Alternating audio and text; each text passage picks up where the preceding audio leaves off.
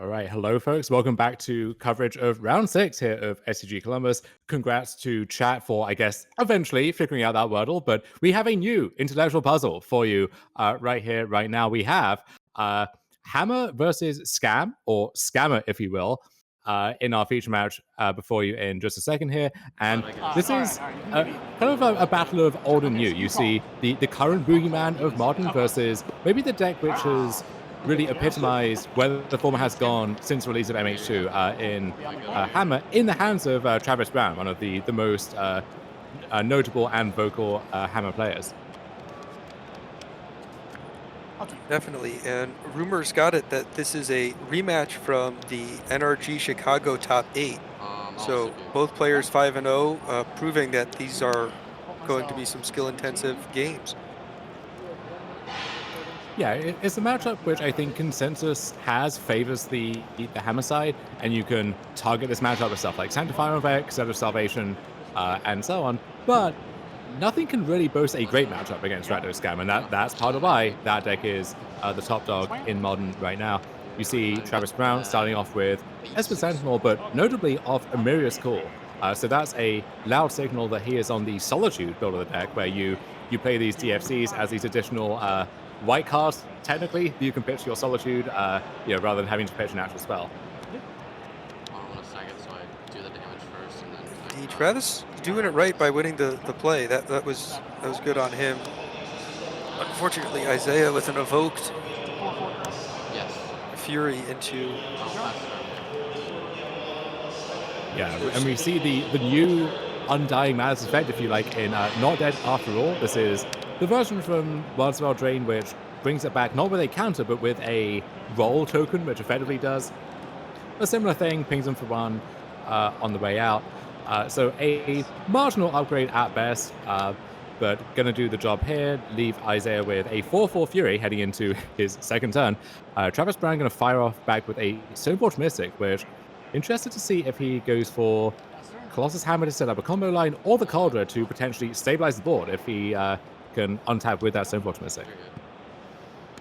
Yeah. Cauldron complete a lot of techs. The extreme death touch with first strike is really fantastic. So even against Fury, the Cauldron is a wonderful blocker. Not great against Thoughtseize, though. Yeah, Thoughtseize gonna snag the Cauldron, but leave Travis with Shadow Spear and Nettle Cyst as two equipments that can jump in along with another Esper Sentinel. So we also have the Saga ticking up towards Chapter 2 and Chapter 3. So this Fury it's a very impressive clock, but Travis has enough bodies to jump in the way and also enough just stuff going on that he might still like his spot here.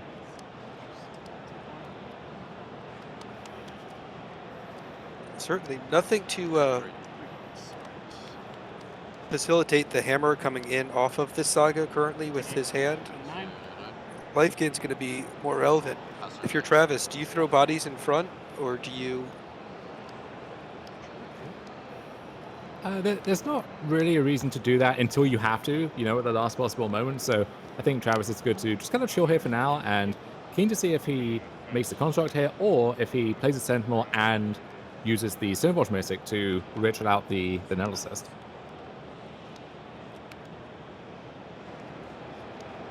Gonna go with, the double play here. This feels right. Getting the Nettle Cyst in, putting the Shadow Sphere on it, getting some life gain back, having the Esper Sentinel to chump. This all feels right. I like what Travis is doing here.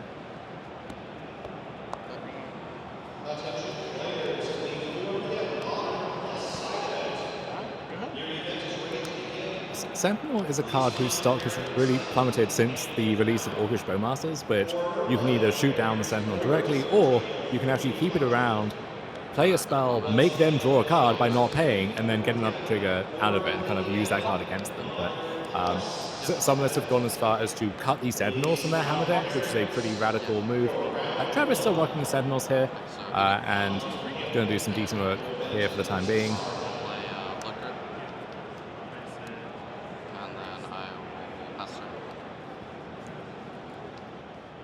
one issue the Scam deck can run into sometimes is Moja had this amazing early start, but didn't really have the follow-up. And so if you can deal with that 4/4 Fury, then Travis can just kind of fill out the rest of the game at his leisure here.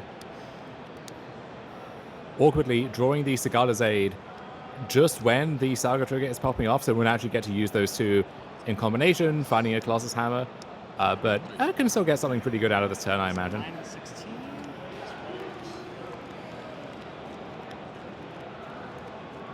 Certainly did throw the Germ in front of the Fury, keeping his life total about as high as possible. Yeah.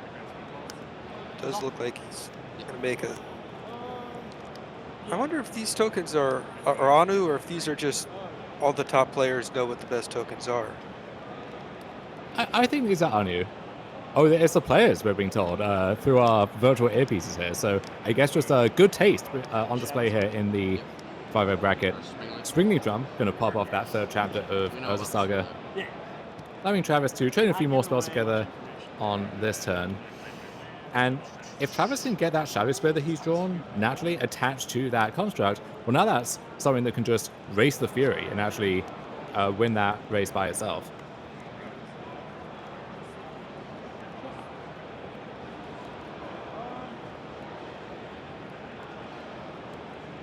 Interesting to see the Germ go in front of the Fury instead of the Stoneforge Mystic.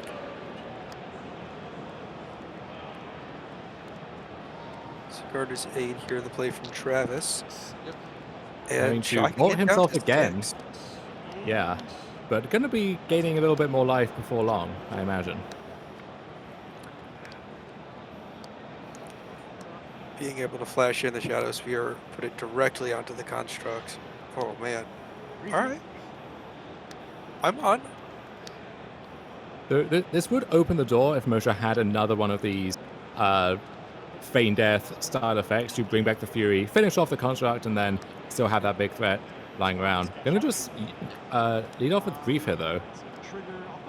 Just to test the waters. Shadow Spear gonna leap into play, add instant speed thanks to Cigala's Aid, and jump on the construct here. So that is currently a 7/7, it looks like.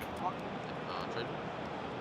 Oh, yeah, they'll trade. So 1, 2, 3, 4, 5. 6? 6 plus 1 from Shadow Spear, so... Yes. And then -1 again from the roll, just getting that marginal upside there. But now, Travis gets to untap and just put the Nettlecyst and the Shadow Spear on either of his creatures. Maybe the Sentinel, so that any spell gets him a card back.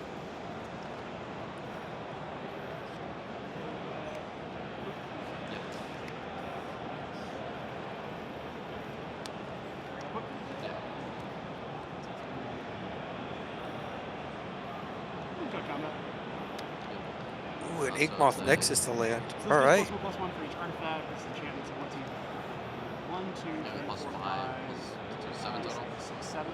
Yep. I'll go to 9. 4 damage. And made Inkmoth. Oh.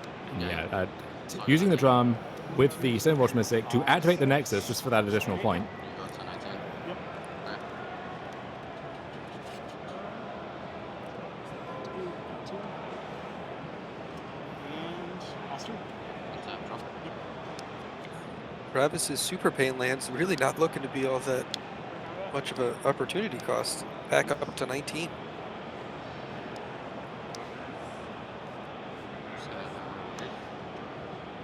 Line for turn. And I will pass turn.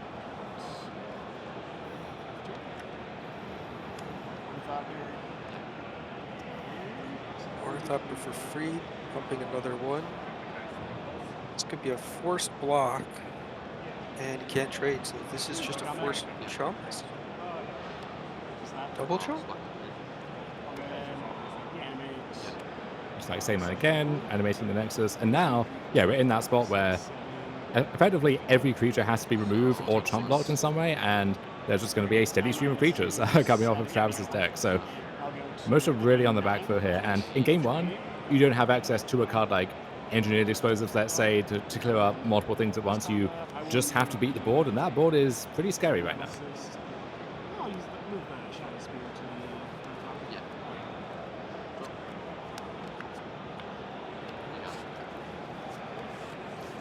And Moshe does pick it up here for game one. So Travis Brown going to take game one here in this rematch from the NRG Chicago top 8, where Travis won that as well. So looking to really go up on that lifetime scoreboard here as we head into game two.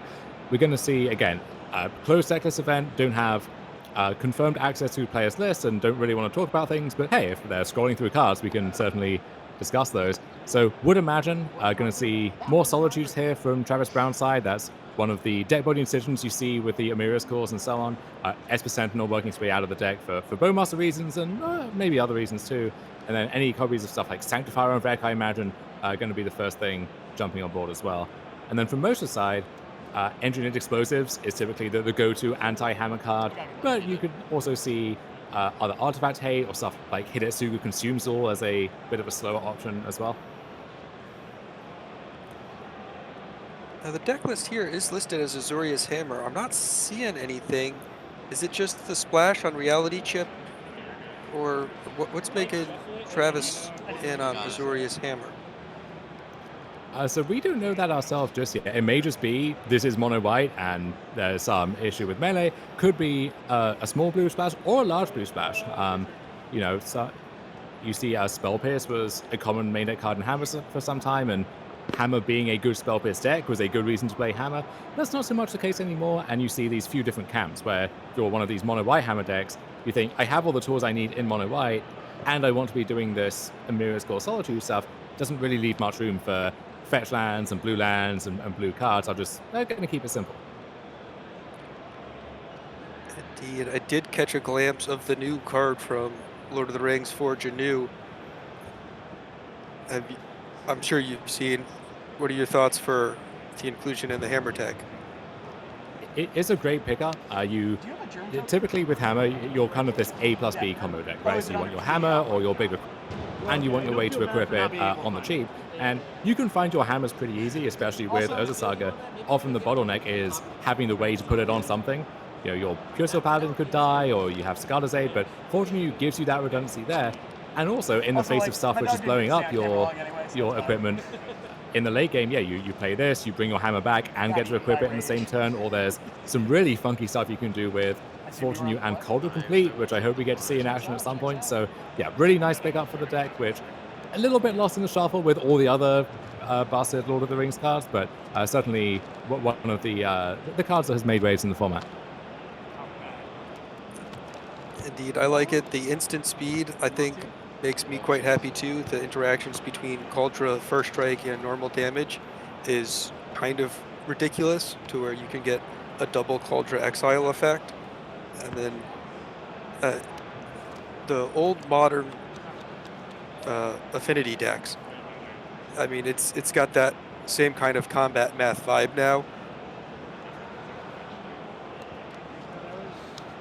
So I'm very high on that card, and it looks like it is here in Travis's opening hand, so maybe we'll get to see it in action. Yeah, it does cost 3. It's not a card you can play a ton of copies of, but as a 2 of, let's say, maybe a 3 of, I think it does some good work. And looks like Travis is okay on the left. Moshe going to go back down to 6 here on the right, trying to see if he can get a better start going here on the play.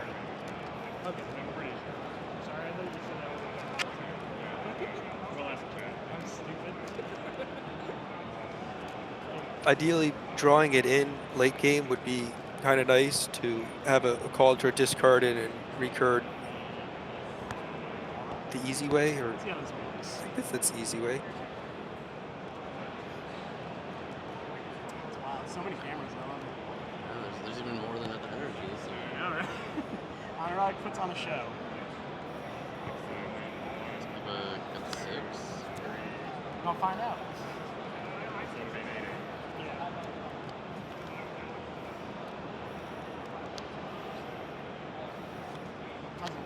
All right, so looks like we don't have any kind of scam start that makes the deck so feared here on the right, but we do just have good Rakdos mid-rangey stuff, which is a backup plan that the deck can pivot to perfectly well.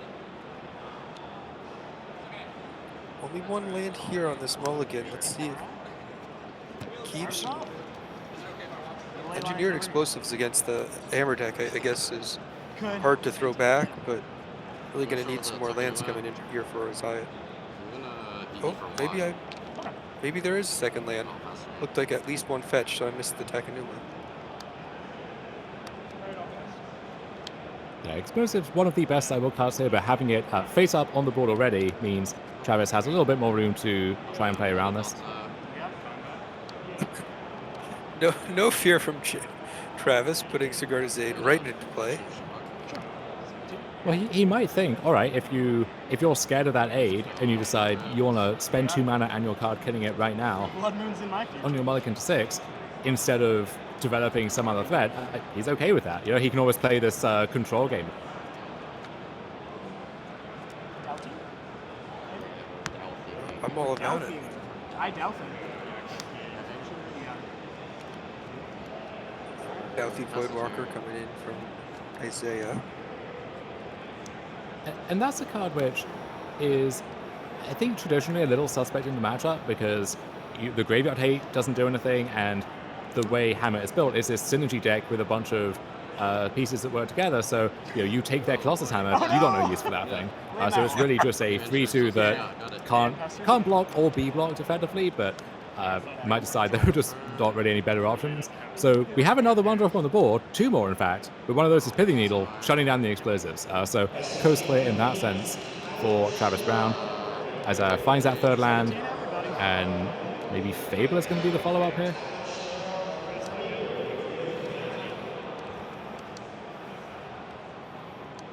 I'm gonna fetch. 16. The power of the backside of Fable of the Mirror Breaker, Kiki Chiki, and Doughty Voidwalker is absurd, especially in some of the higher powered formats. When you get to a board stall and you've got Voidwalkers that are just copies that are sacking out, the value train is insane. Travis really impressed with the Pithing Needle play there. I saw the first 1-drop come down and I was not sure what was going on, and Pithing Needle makes me feel a whole lot better. 2 cards? 2 cards. Just use that. There is at least one hammer, so we can try and make something big happen on this turn if we like.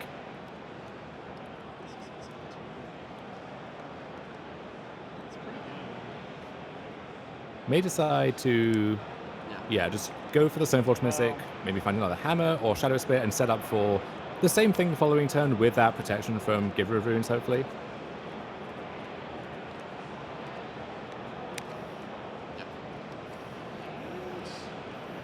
And there is the Cauldron, interesting. That's the turn to you. As good as the attack. So if Isaiah does find a discard effect, we could actually nab that Cauldron and turn it back against Travis.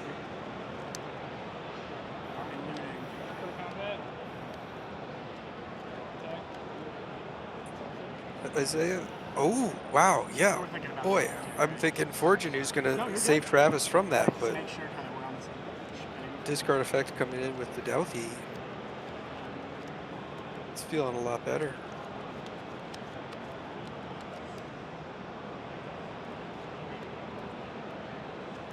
The Saga's gonna pop off without making any constructs, leaving Travis with just 1 land.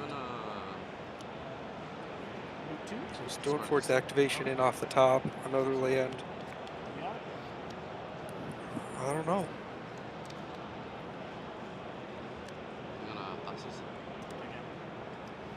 Response, I will cast Solitude, exile, and Forgenew. Oh, yeah. Stack it to where the Evoke will resolve second, and I'll exile the Doughty. Right, so Solitude going to exile the Doughty Voidwalker in response, meaning that once the Cauldron goes away, it can't be turned against him from the Voidwalker, and also can be returned by the Forgenew if we get to that stage of the game. 17 off the field. Unfortunately, Forgenew looks like the card pitched, so grip full of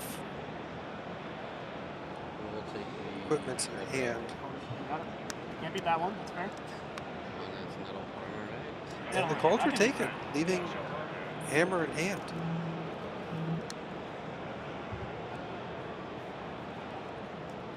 I'm gonna go to combat. Attack for 2 trigger. Yeah, that's fine. Take 2. Looks like a lightning bolt from Isaiah. I'm Constar instead of Forge. Or Black there. Yep. Gotcha. You're up. Yeah, trigger thinking. Well, we're not making constructs, so I'll flip mana. Yeah. Saga popping up again here. Can't make a contract in response, but don't know if we even want to at this stage. I think Travis senses blood in the water. Planes, but can't do that. With no blockers from Isaiah, a double hammer here is enough to put lethal on the board. We got game one. It is, which then you go through this thought process of, well, Isaiah chose to attack with this, leaving him dead to that face-up line, so what should I be playing around instead? So may not want to go for all of that. You know, Isaiah's last card was a Fatal Push or something, let's say. Wouldn't want to run into that blowout. Sprinkly Drum here, the choice. I think to allow him to cast that Nettlecyst, get that on the board. Trigger. I'll go ahead and I'll resolve. put Nettlecyst in with the Springleaf Drum for 1 mana to throw in a Yeah. hammer. Or rather, yeah, we can put that in, and then the drum allows the drum token to follow up with a hammer kind of on Yeah, it's demand a here. May. Oh, okay. Yeah. Planes and Master.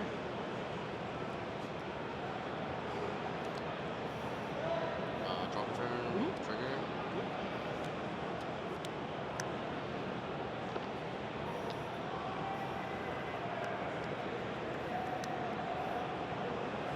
Four germ right now. About to be a 5/5 minimum. Could be a 15/15. Torok. Not kicked. That's alright. No, pass turn. Yeah, it's fine. We got of some kind.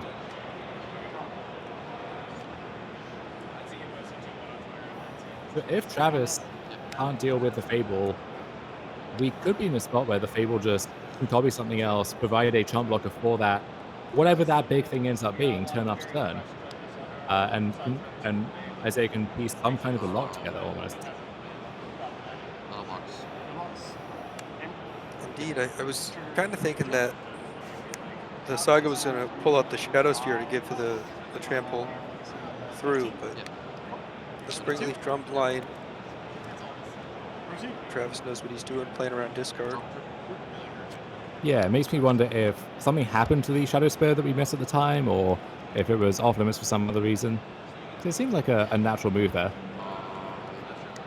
Pass by.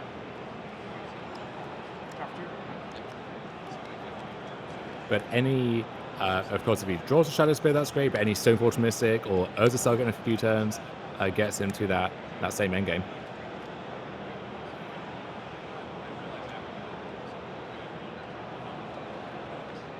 Production does have a correction on the name now. It is Mono White Hammer from Travis, so there are no reality shifts.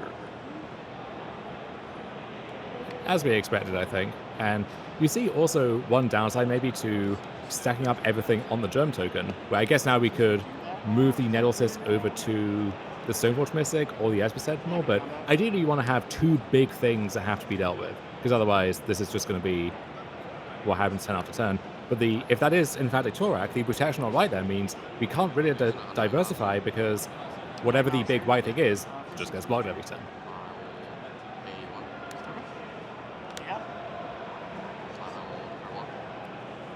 Yeah, Torak it is.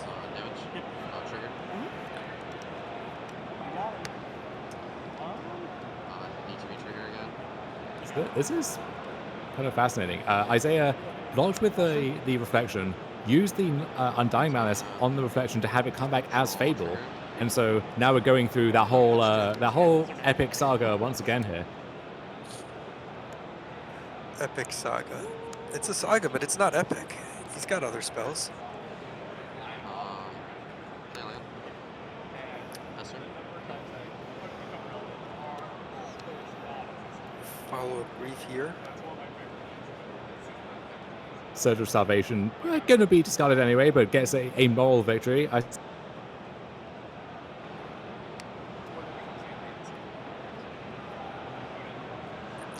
It's the technically correct of victories, though. I mean, if you don't waste your own waste in response to a waste, Ooh. All right. So Pure Steel Paladin off the top lets Travis move those equipments around at will. So we want to keep something on the germ, I think, to make sure we have that thing stick around. But beyond that, we can make those 2 big attacks if we want. Try and make some inroads here. This is the semi.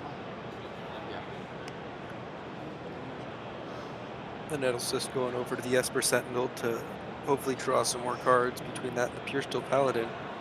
Travis has a bunch of live draws. Good combat.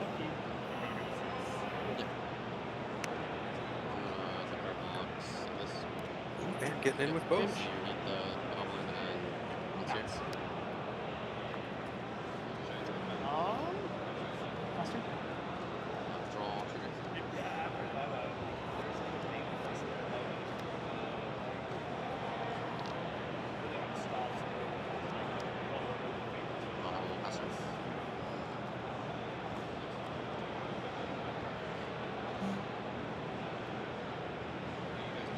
We have this weird stalemate in progress here.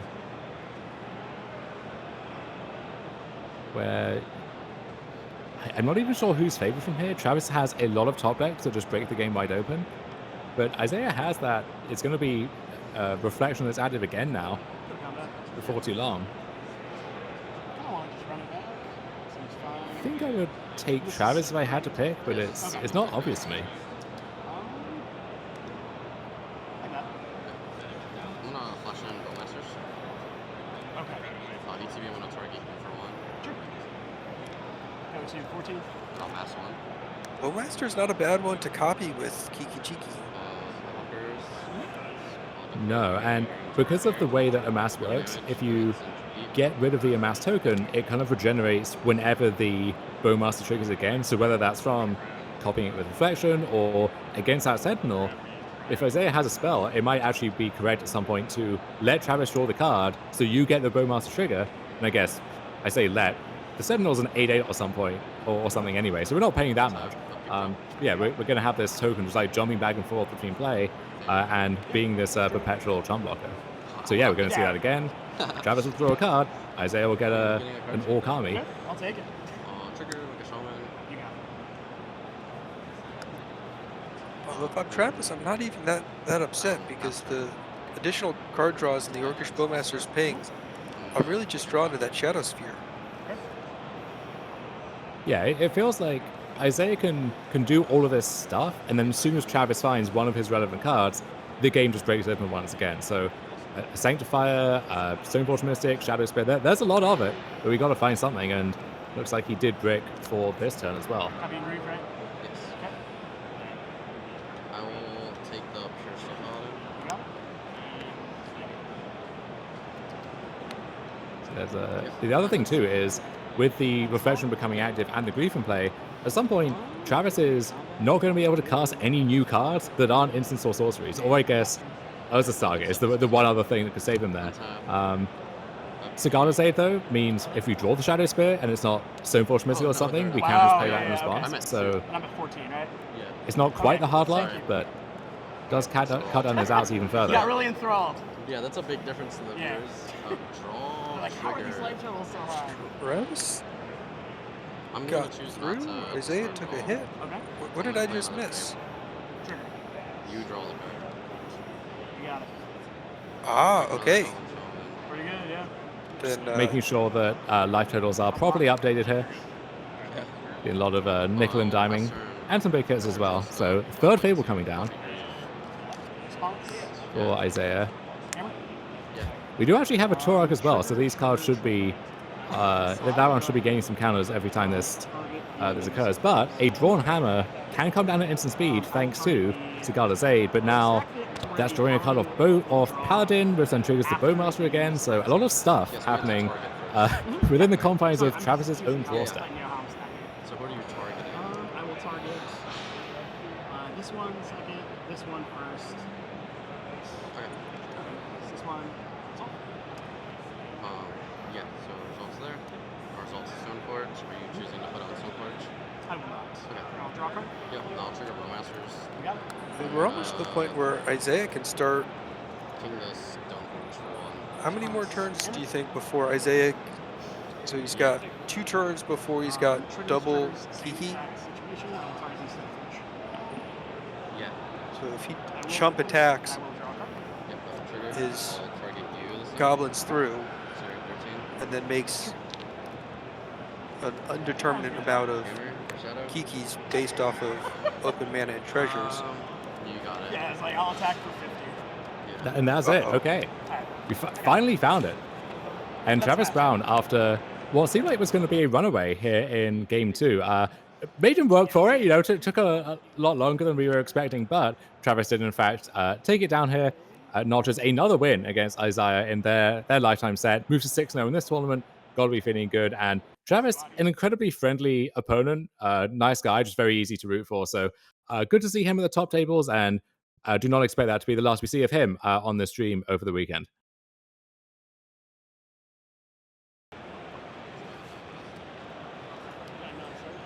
Certainly not. It looks like we're coming over to our backup feature match now. 4-color Rhinos versus Teamer Rhinos. Looks like we've got some insight on. Looks like it's going to be Jacob's deck here. So what does the 4-color Rhinos get that Teamer just does not have? So you get access to hard removal in Leyline Binding, which is a big one. You have more Cascade spells if you want it, like Ardent Plea, and that often is an issue with the Teamer Rhinos deck is if your hand doesn't have a Cascader, at least one Cascader, you don't really do a lot of the time. So you get to boost those numbers if you want to. But then one of the big pickups too is Teferi Time Ramp. So great card across the board, very good against other control decks or so on, but crucially, very good in any kind of Cascade Mirror, which this certainly is. So based on that, you know, some nice tools for 4-color in the matchup. That said, Teamer gets to be a Blood Moon deck, and once you add that 4th color, your mana base becomes a little bit suspect, and you know you have enough interaction back and forth that this isn't a case of, oh, I have my Leyline in the Void or something, and that takes over the game. Even if you have your hate card, so to speak, it's going to be a pretty interactive matchup. Looks like we do have our Teamer Rhinos player up a game.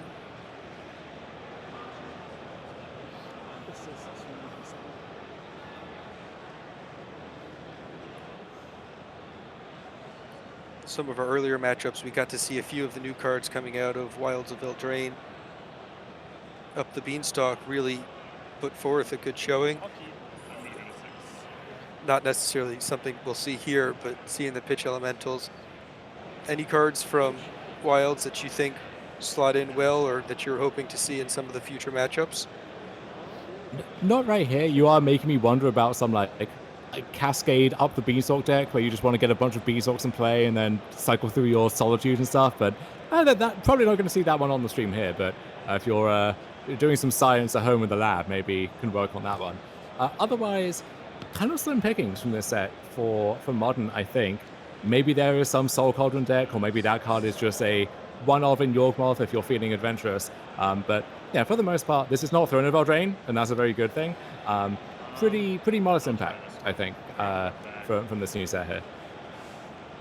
Certainly agreed. There's a couple of cards I had on my watch list that I wasn't sure where they'd land. The Sir Ginger, the Mealender, being the iconic remake from the spoiler from Throne of Eldraine. That with the Samwise combo deck. I was kind of hoping to see in one of the earlier rounds something that our Commander Flavor players might be interested in.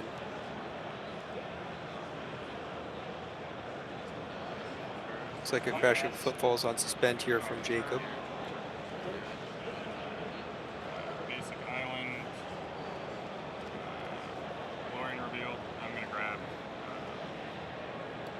I'll grab the Triumph. A couple of basics in for 3-4 color decks. Yeah, you have the fetch lands and the island cyclers, so you're going to have that basic island, and then it's pretty important to be able to do something under a Blood Moon, whether it's cast a Violent Outburst or keep participating in the game in some way. And with the fetch land mana bases in Modern, it's pretty easy to give yourself that insurance at a pretty low cost.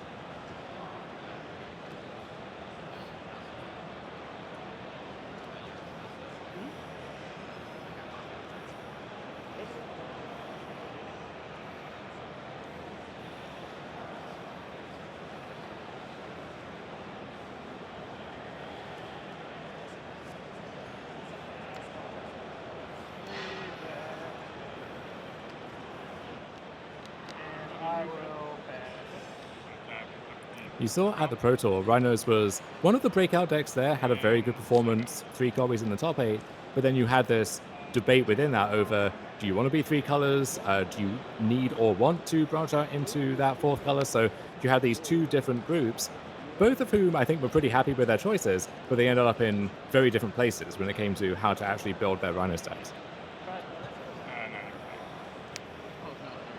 Definitely. With the spoil of Crashing Footfalls, it was kind of taken lightly. The card was, well, that's not good. You might as well play Living End. And the difference between Rhinos and Living End as a successful meta deck has been kind of outstanding. The card's picked up a lot since spoil or reveal.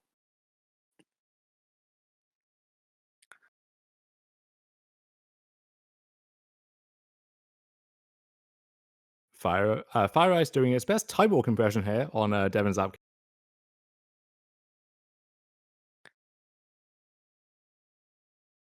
Gemstone Caverns as a follow-up. Fire Ice is one of the subtly important cards for this Rhinos deck, where firstly it once again on a technicality dodges that Cascade mana value requirement. It is a turn 2 play you can play in your Cascade deck without interfering with that, but also it's another way to remove stuff at instant speed. And then Ice, if other people are doing the same thing and their big finish is coming on the 3rd turn, but if you just ice their what would be their 3rd land on their upkeep, you can delay that by at least a turn, if not more, and buy yourself a lot of time in the process. It's like another ice here. Even Devon off his turn 3 play. I'll take one. Triggers the same exact situation. Which is a shame, because I had a turn 3 format joke all queued for that.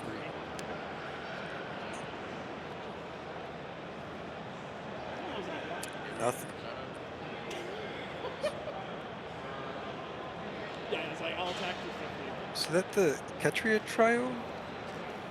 Or is that... So that is Xander's Lounge right there. This is one of those little games which you got to stay on top of. That's Xander's Lounge, which often gets paired with something that is at least a forest and a plain, so Sparrow's Headquarters, something like that maybe, Jetmir's Garden.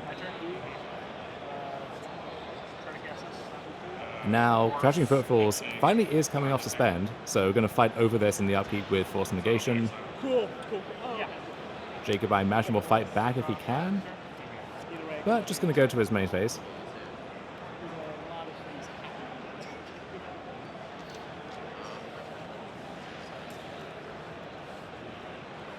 Looks like force in hand, so electing not to fight over his Rhinos, who maybe potentially stopping Devon's.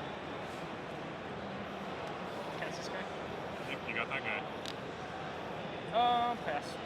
Untap, upkeep, draw. Back half of Bone Crusher Twice Giant. this time. Finally, I get to cast Yeah. my spells. Shardless, Cascade trigger. Cascade Trigger.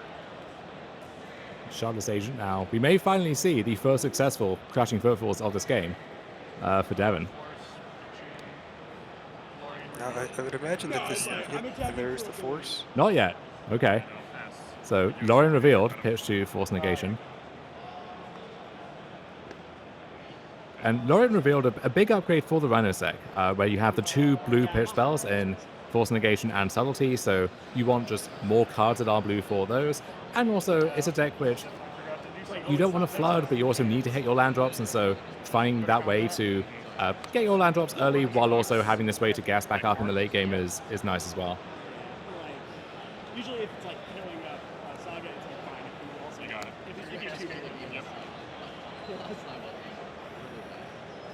Are you eating in? Is your big water right now? So the decks that have the pitch spells have had access to a lot of the MDFCs. The Seagate Restoration in comparison to Lorien Revealed.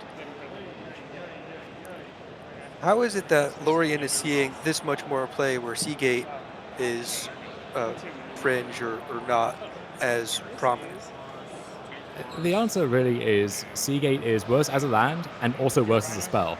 You're rarely casting that thing, whereas Lorien you can a lot if the game goes on, and then having to deal yourself 3 to have it come in untapped, that's not great. And then Lorien can get you the basic island sometimes, or it can be mana fixing if it's finding your triome, your breeding pool, something like that. So for all of the roles you need that card for, Lorien just does it better. Oh, that's very fair. Being able to search up the new Tri-lands is probably something I've overlooked. You do see though in Legacy Rhinos even where that is present in that format too. Sometimes the decks there just have the full 8, right? You have 8 forces, maybe some subtleties, but then you also have the 4 Lorien, 4 Seagate Restoration, just balancing both halves of that equation.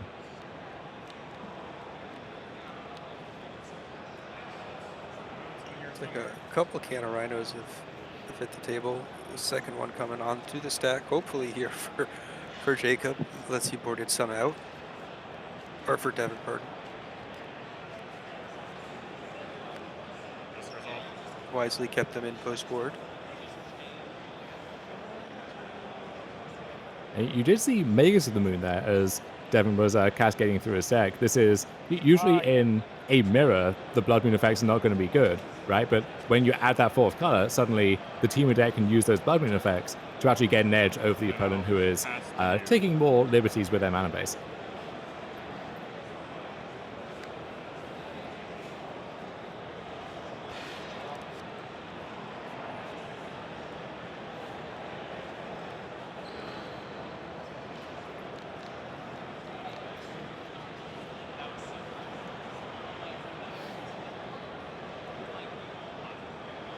Ardent Plea in comparison to a different cascade spell like Violent Outburst does allow for favorable trades or better attacks through with the Exalted. Nothing here like that for Jacob. It can cut both ways, where sometimes if you have Rhinos in play already, you outburst and now you get an additional point of trample damage, or those Rhinos now kill something which they wouldn't otherwise. So see if Jacob has some kind of good follow-up in combat here.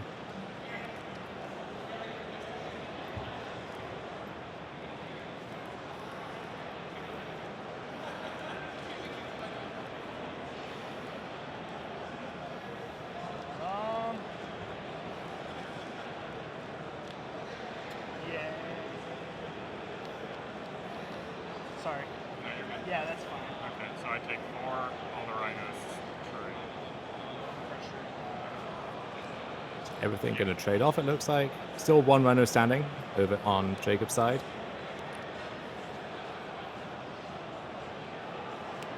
Help keeping the board state clear for us.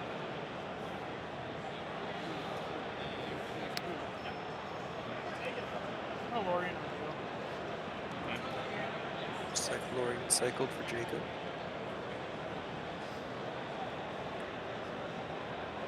So if you're Jacob and you see the Magus get shuffled to the bottom after the Cascade, do you pull the basic, playing around another one, or do you keep going wild knowing that you don't have to worry about it for another bit? Well, it's a weird decision, right? Because on the one hand, you know that at least one copy is off the table, but once you see the first copy, it's pretty unlikely that there's only one copy, and so future copies probably on your radar to some extent, so kind of cuts both ways a little bit. Yeah, You have a Bone Crusher. basic into from hand Bone Crusher Giant. Yeah, interesting that he could have played it a bit slower and tried to use the Stomp half to kill a Charlotte's Agent and then get the 4/3 into play. So maybe he has a use for all his mana next turn. Could be another Lorien revealed, could be another Bone Crusher Giant or something like that.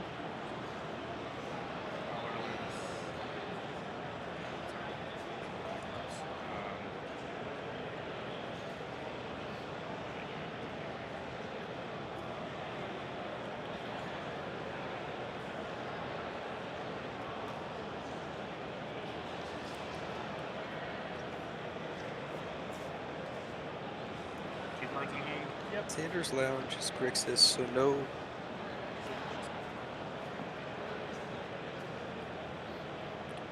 ley lines.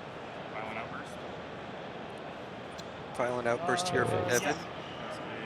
Cascading again, and this may be trying to do a quick graveyard and exile check hit. you get to the point in these mirrors sometimes where you just get through all of your copies of Crashing Footfalls, and at that point, instead of having the cards do what they want, you have Violent Outburst as this weird combat trick, and Charlotte's Agent as Grey Ogre, if you like. So, yeah, once everything trades off like this, you have to kind of get scrappy to actually close it out. If my count is good, Devin has one more left and Jacob has two. Combat. So we've got one more cam in the tank for Attack with Devin. my 2 3/2s.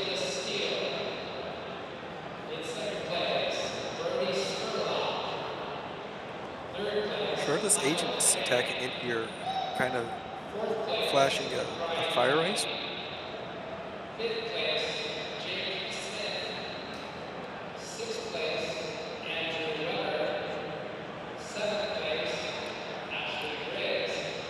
Which I feel like I trade off one of the agents. I'll take it. Go to 8. Second, yeah, no effects. Move the second main. Jacob takes it all, command off the fetch.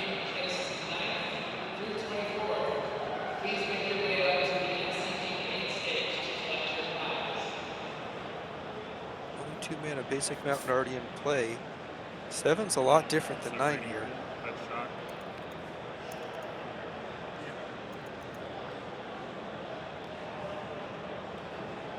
It's like a breeding pool.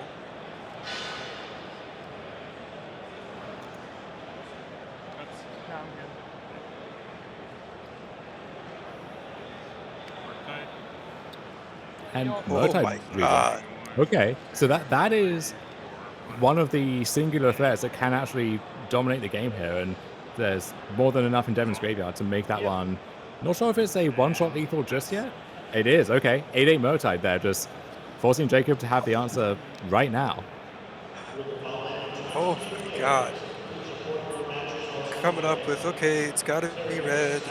Man, the full 8/8 2 mana Murktide, boy.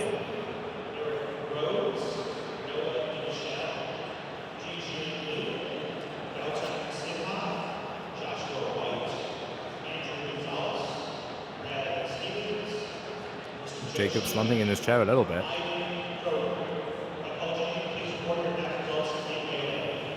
those Time Walk Ices starting to wish I had one back. No mana been tapped out. Yeah, I think you definitely fire them off when Jacob did, but you wish you had the additional one here. And the thing with Motide being so big is there's no way you can even try to seal the game in combat somehow, because that 8/8 is just going to jump in front of something and eat it up. So Jacob really put it to the test, but I'm not sure there's any way he can pass it. No, Flooded Strand the land, 2 cards left. Jacob needs to absorb 8 trample on the ground, 8 in the air, and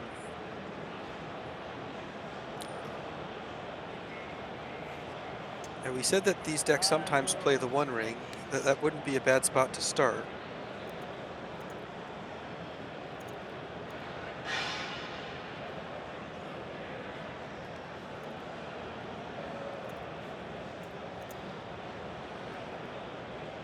And the white gives you outs to these situations, stuff like Leyline Binding, Teferi, which are hard to come by in straight Teamer. So this situation right here is why you might add the white.